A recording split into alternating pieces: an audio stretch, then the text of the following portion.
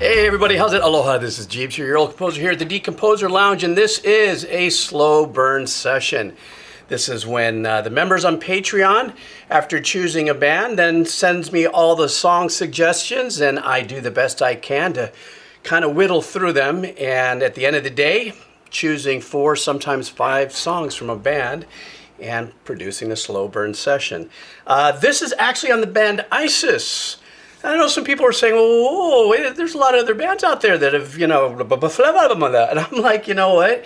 I only did one of their songs in the past, but I did get a rush of people through Patreon, and especially one very consistent, and also somebody who is also a member for quite a while. I said, you know what? Let's do this. And so the members of Patreon sent me the song suggestions, and this is what I'm doing today. So apparently, they started in like 1997 in Massachusetts, I believe. What did it say there? Boston. I'm reading it here into Wikipedia, so don't. Did I just snort? Don't use me as a source of information. And it looks like they stopped around 2010, and then they came together for a minute in 2018 to do kind of a one-off show, I believe it is. That's what it says here. And but they definitely have made a lasting impression on the fan base. So I look forward to this. I got 4 songs here.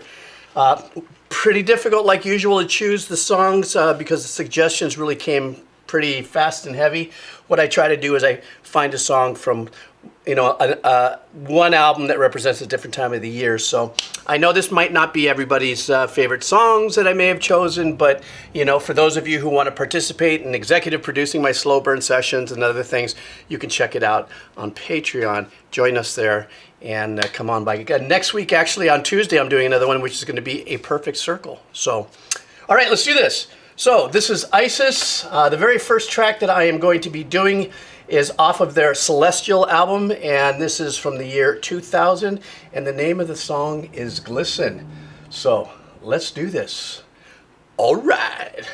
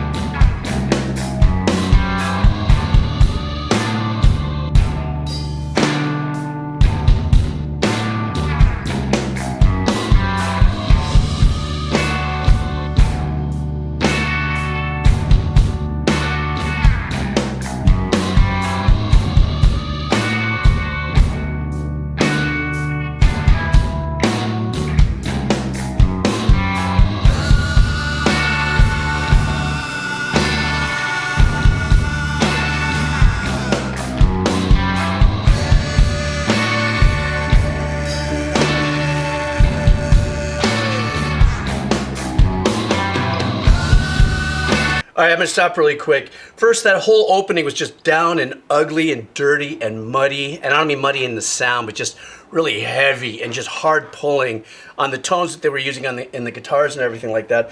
And then, of course, when he's singing Glisten, his voice is just as raw and distorted as the guitar is just about. But the way they sank it in the mix almost made it as if it was an additional arrangement with the guitar. In other words, there was no standout melody there or note per se as much as it was just that emphasis of Glisten. So I'm getting into the rhythm and stuff. Another thing that I love about what I heard in that front section is it just sounds really raw and organic with the engineering. You know what I mean? It's not tricked out, isolated. Everything is completely, it's got its own little, space, a tom here, and everything. It's just got this full wall of power. Now we got this other section in here where we just went into this, and the engineering is really super trick. It's almost as if like on the drums, on the overheads, they decided to cancel out one overhead and left this one going and maybe fry it a little bit, like with some like automated, not automated, like a plug-in tape saturation kind of vibe, which I thought was really cool. Love the guitar chords. The guitar chords also too in that muddy section. There was a section there I go, wow, did I just hear sevenths? They kind of gave it a little bit of a lifty jazz kind of weirdness to it, but still kept it heavy. So I like what's being played on this side, but you know me, you see when I'm doing this, and I'm just going, listen to what the bass is bringing in with this. So that's where I'm at with this right now. So let me just continue on. I'll save the rest of the stuff for the end of the song.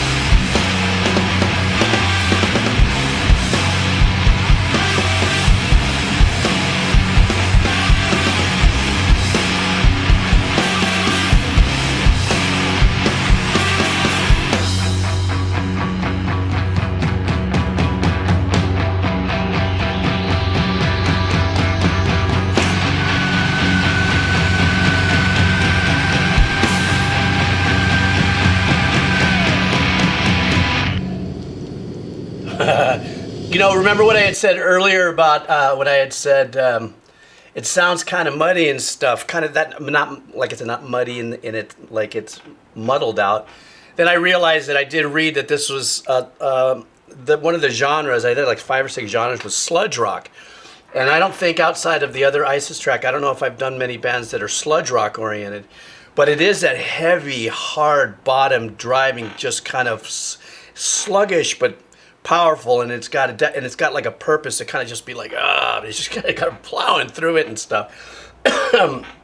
That nice little bend that was going on with this string, or it wasn't a bend actually, it was a nice little, sounded like when he hit that note and it was going bang. You know, I like that little bit of a nuance there with working on the sound of that. Now obviously, you know, for this way to start off a slow burn, actually I forgot what other band I did that where I started off with a track that was like kind of way out there and stuff. There wasn't much of a melody going on here, but you know, as far as I'm concerned, this was just a really heavy, grindy track. You know, I don't know where it pulls, you know, on the list from the fan base, and I believe is this their? No, it's not their first album, without a doubt. But anyhow, so let's get on to the next one now.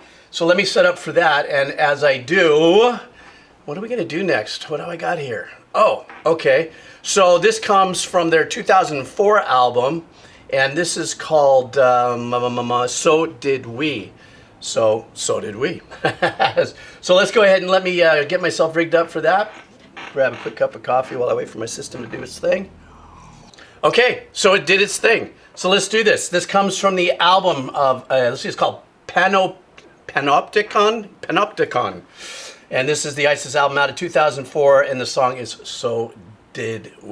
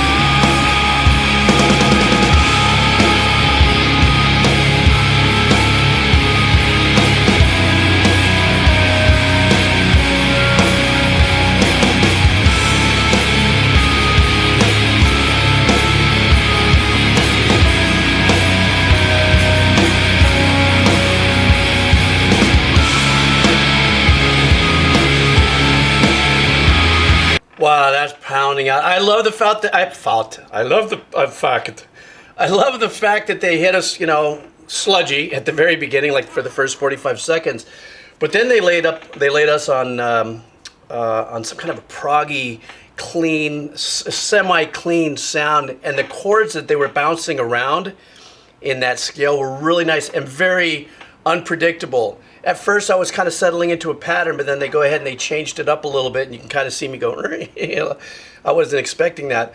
There is a common note through all those changes, and, I don't like to give it away. You try to find it on your own. But I also like, the fact that they really let us, they're giving me time to settle into a progression, even if the progression might be 8 or 10 bars long per se, before they finish it up, and there's a repeat that goes on. They're really giving us a lot of time to kind of sink into it.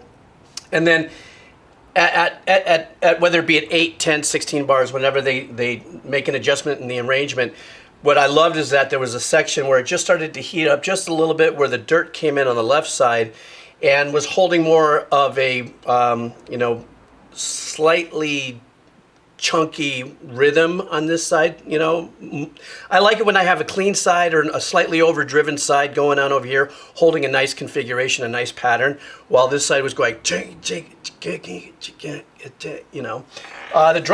drums sound fantastic in this. I love the drum sound in this. And you see me with the bass too. I always seem to go back to, there's just something about bass work and bass players. I mean, like I've said this many times, the unsung heroes of bands, and a lot of times, not as if they are the onlys, but I'm just saying there's just, so much to their arrangements that if they didn't have the motion that they had in the background, instead of just the dubious distinction of being the ones that have to keep the bottom locked in with the drummer, but coming around and skating around on phrases around the outside as there's a turnaround.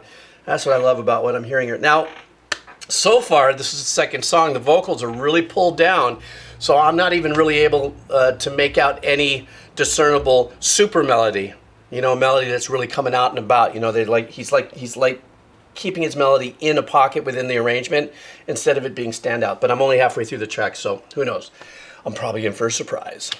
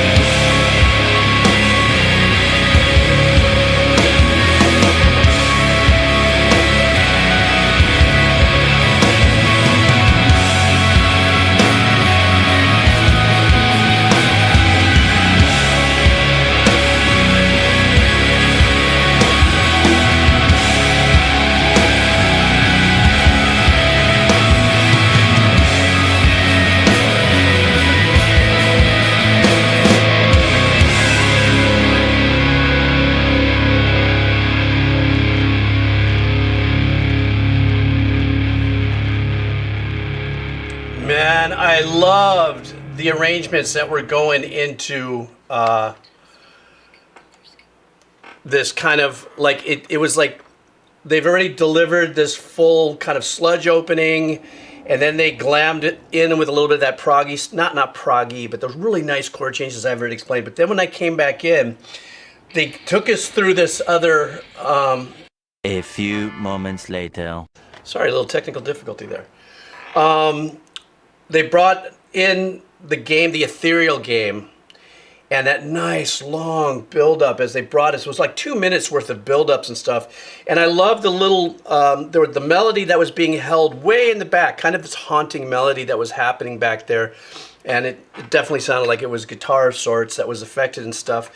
But what I loved was the dichotomy between the ethereal arrangements and how they were doing it with the guitars, not necessarily all clean sounds and delays that were like over dynamic.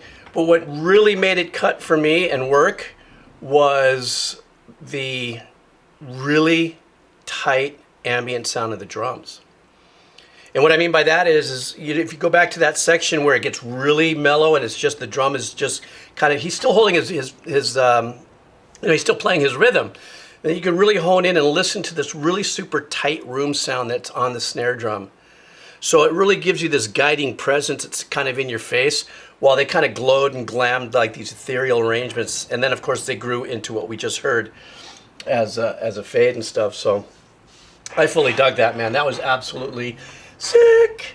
Okay, so let's get ready for the next track.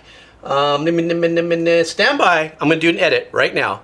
Okay, I'm back. So now we're gonna go to 2006. This is off the album In the Absence of Truth. And this song is called Dulcinea. Dulcinea? Dulcinea. No, that one. It's this one. This one. All right, here we go. All right.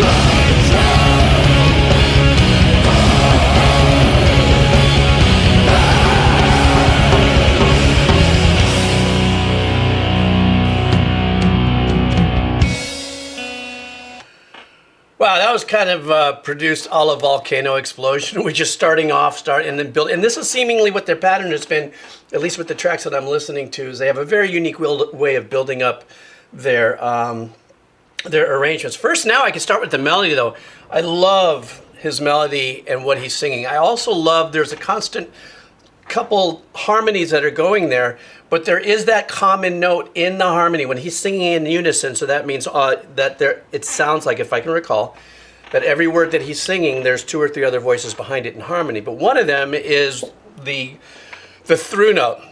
Da, da, if you go back and listen to that section, I think this is the one through and through. And that's what I always love to kind of reach for, because sometimes when I find whatever that note is, it helps color in for me the way I listen to music as I see it, and then notes start to pop out. It's okay. It depends on which heroic dose I did in 1976 on what colors I see. I'm kidding. It was really nicely done and very unexpected, and kind of had a Jim Morrison kind of vibe to the voice. And so I really dug that. Of course, that kind of caught me off guard. I love how the drummer has pulled the snare out, you know, that gives it the snare sound that we normally hear when a drummer hits a snare. If you don't know anything about drums, you're the pure listener.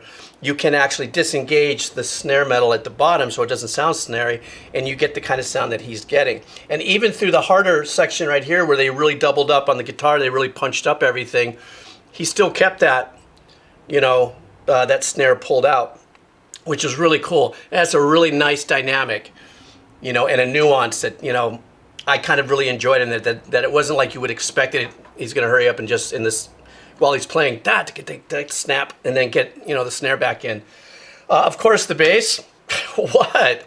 I'm just saying, you know, there's a lot of, what I love is the uniqueness. What they've done so far in the 3 songs I've heard is the uniqueness of their arrangements in left and right guitars and stuff. And I love when there is these combination arrangements of whether they're picking configurations that are different, or, you know, they're doing, you know, this guy's doing one thing and then this guy's doing the other one that might be inverted and then might have a little dirt on it. And I love that kind of back and forth stuff. In my head, it really just does, you know, its number. But yeah, so I just wanted to kind of glow a little bit on the melody and the voice, excuse me, on this. So let's keep going.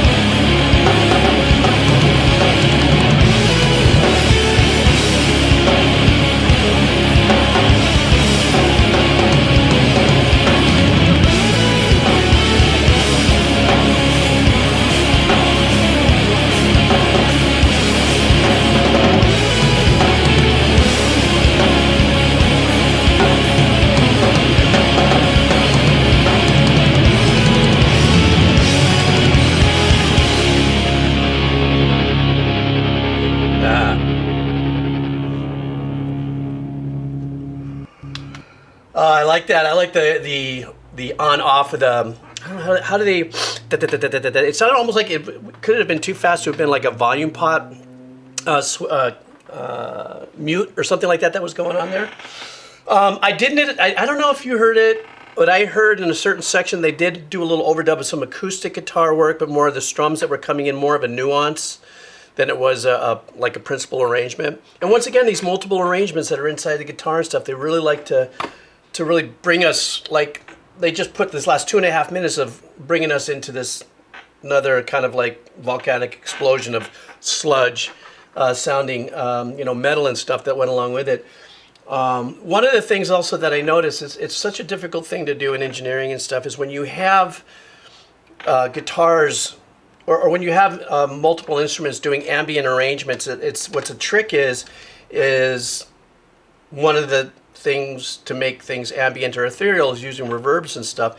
And what I heard here that I thought was really super cool and unique is that whatever reverb was assigned to the instrument that I'm listening to, it wasn't necessarily, in most part, at least in this last track, assigned to a stereo ambient. So in other words, the guitar arrangement that was playing here had a reverb on it, but it didn't blow out from hard left to hard right. So it wasn't, it was assigned, like the reverb send was kind of panned just to this side and did not let any of it cross over and saturate into this side, while this guitar had a little bit of a drier, cleaner sound, depending on what he was doing on this side, whether he's kicking in the dirt. Whoever was assigned the left side thus far in these songs is the one that's in charge of the power, it seems like, and they seem to favor that same mixing technique where the more dedicated arrangements of picking configurations and stuff is happening more on this side, whereas once the balls kick in, it's predominantly here. They'll double up on it, but it's predominantly this guitar player and stuff. It thickens it out and everything. So I thought that was great. I loved it. And once again, this was just like another long journey of them taking us, through these different passages and allowing us to settle into it. And then, of course, at the very end, they sludged it out. So, okay, so we're getting ready to do our last song. Let me save that. And before we do, I want to thank you guys, like usual, for hanging out and, for supporting the channel. Still hanging out, still, for some reason, coming here and enjoying music with me as we just hang out together. And, oh, shit, I'm going to sneeze. Stand by. Ah, fuck! Oh, sorry, oyster on the half lung. Grody, stand by. Okay, all right. Okay, sorry about that. But I want to thank you guys for hanging out like usual. You know how to support the channel. Come over to Patreon, everything. All the links are down below. And like I said, I really just appreciate you guys hanging out as we're now going into a new season. Almost 2 years of me doing this. I cannot believe it. 2.5 years ago, I was going, what am I going to do with myself? And now I get to go with you guys hearing the music.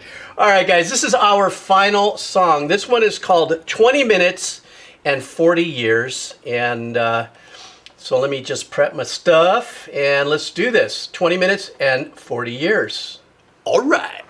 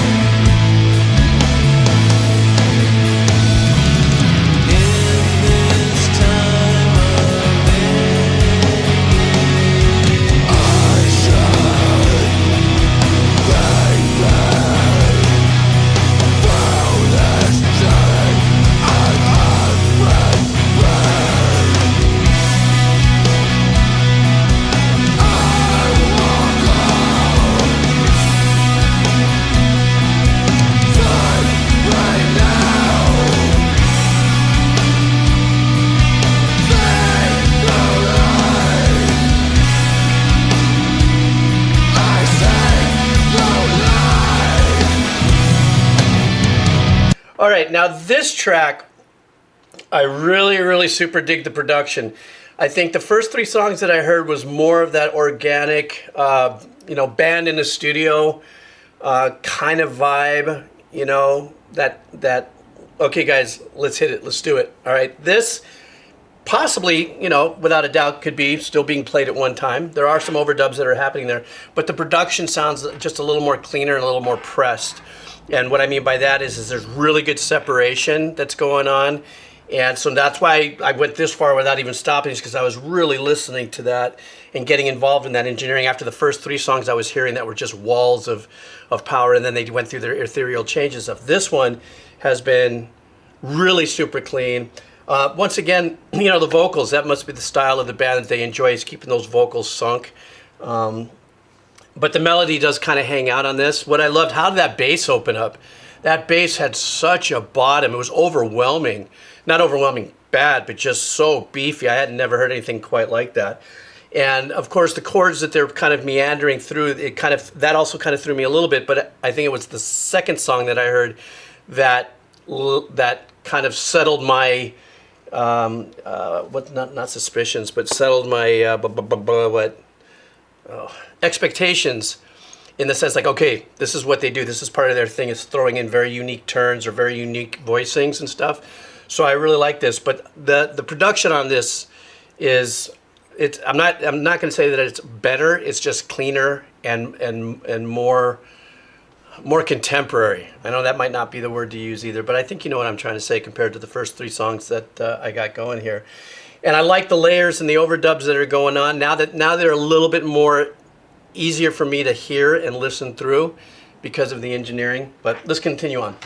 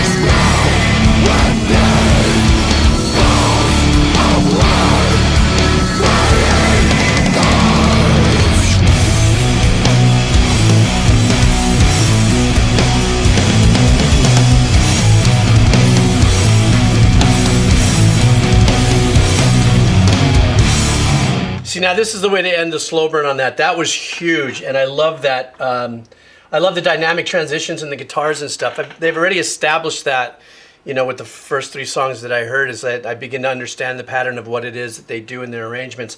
Of course, never saying that I know, I'm just based on the 4 songs I just heard. The vocalist actually has a great voice when it's time to use his melody. What I love about that is that as many singers as I've heard on my journey here, you know, that have clean voices and go into the growly or the darker tones in their voices, his darker tone is so more visceral and raw and authentic in the confines of this composition. I'm not saying it's better or than anybody else's, but I didn't feel a contrived power behind every time that he just went raw and got really just down in there, you know.